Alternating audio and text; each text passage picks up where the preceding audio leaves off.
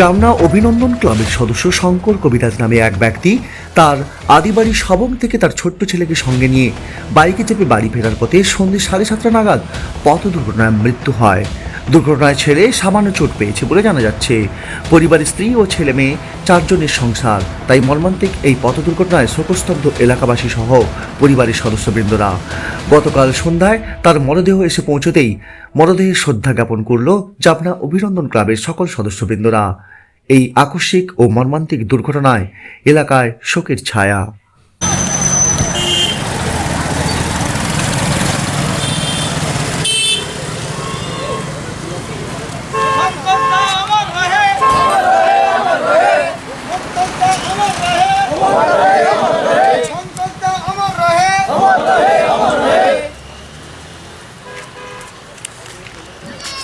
সামনে তোমায় আমরা ভুলছি না ভুলবো না,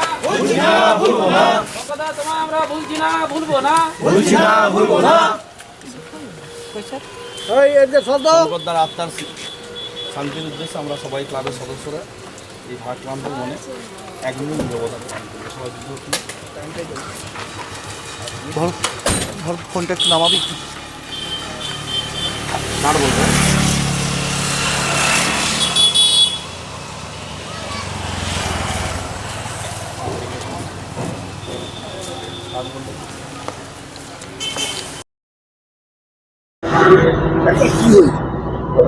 কালকে সন্ধ্যাবেলা আমাদের ক্লাবের প্রিয় সদস্য, সবসময় হাসি খুশি থাকতো, সবার সঙ্গে মিলেমিশে থাকতো, শঙ্কর কবিরাজ।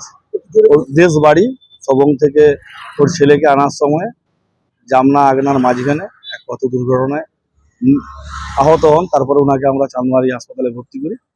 হাসপাতালে ভর্তি হওয়ার কিছুক্ষণের মধ্যেই উনি আমাদের সবাইকে ছেড়ে না ফেরার দেশে চলে যান। কখন অ্যাক্সিডেন্টটা কখন হয়েছে? কালকে অ্যাক্সিডেন্ট হয়েছে 7:30 8টার মধ্যে। কোন দিক থেকে কোন দিকে যাচ্ছে? উনি আসছিলেন তেমাথানির দিক থেকে জামনা।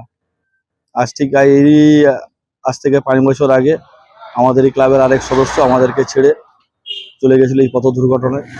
তাই সবাইকেই বলছি যাতে আস্তে সাবধানে গাড়ি চালায়, আমাদেরকে এইভাবে দুঃখ কষ্ট না দিয়ে। আর পারছি না আমরা এই বেদনা সহ্য করতে। যেন সবাই সাবধানে রাস্তা পারাপার করে রাস্তায় আস্তে গাড়ি চালায়, যাতে কোনো মায়ের কোল না খালি হয়, কোনো স্ত্রী যেন সন্তান হারা না হয়।